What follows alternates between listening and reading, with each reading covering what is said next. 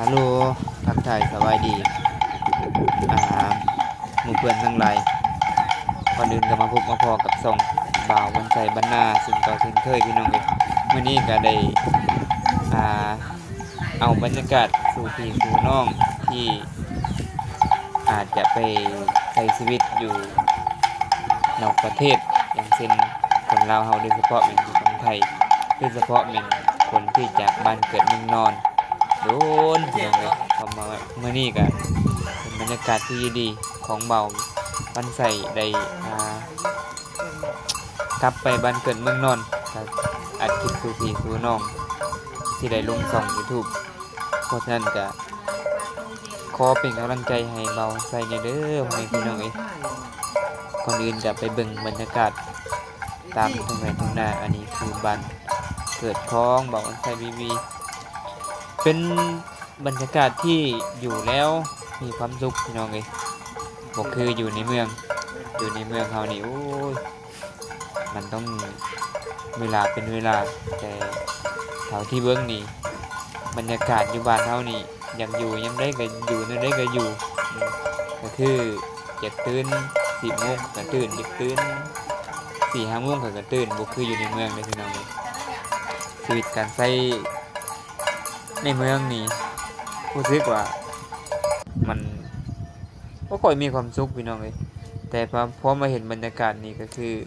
นี่แหละตามเส้นทางของบ้านนอกทีนี้ก็อาจจะมีปั๊มเขาเจ้าขายน้ำมัน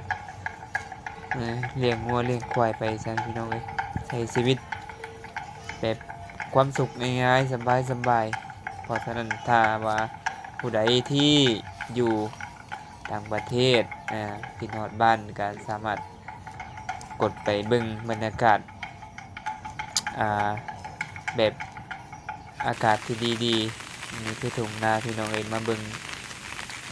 ปีนี้เป็นปีแห้งแล้งพี่น้องเอ้ยพอได้ถามพ่อแม่บอกว่าฝนนี่ตกช้าเมื่อก่อนนี่เดือนสิงหาหรือว่าเดือน8นี่เขาจะเกี่ยวแล้วพี่น้องเอ้ยอันนี้เดือน8ถ้าก็ดำแล้ว2-3มื้อพวกเขาก็มันยังแดงอยู่เลยบ่ทันได้เขียว เพราะฉะนั้นปีนี้เป็นปีที่แห้งแล้งเติบพี่น้องเอ้ยเพราะว่าเดือนเดือน8ก็คือเดือนสิงหาเดือน8เดือนสิงหาหากระดำนาแล้วบางคนนี่บ่ทันได้แล้วซ้ำได้เห็นอยู่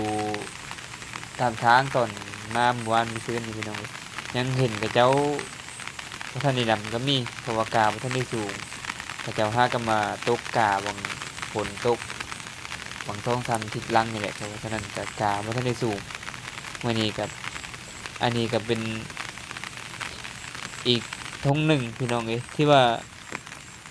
เขามันยังบ่ทันได้ดีแต่ก็เริ่มติดเริ่มเขียวขึ้นมาแล้วพี่น้องเพราะฉะนั้นบรรยากาศแบบนี้อาจจะหลายๆคนที่คิดฮอด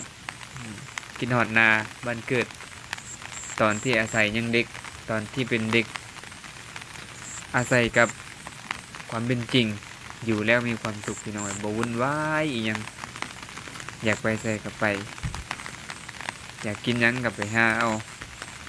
อันนี้คือบรรยากาศของบ้านนอกของนาก็คืออยู่ในเมืองนะอยู่ในเมืองนี่ก็เห็นแต่รถแต่ละมื้อตื่นเช้ามาไปเวียกค่ำมากลับหอนอนแล้วก็ตื่นเช้ามาไปเวียกแล้วก็ตื่นก็ต้องตื่นตามตื่นตามเวลาอีกพี่น้องอีกต้องได้ตั้งโมงปลุกไว้เป็นทีเรียบร้อยเพราะฉะนั้นก็อยากให้ทุกคน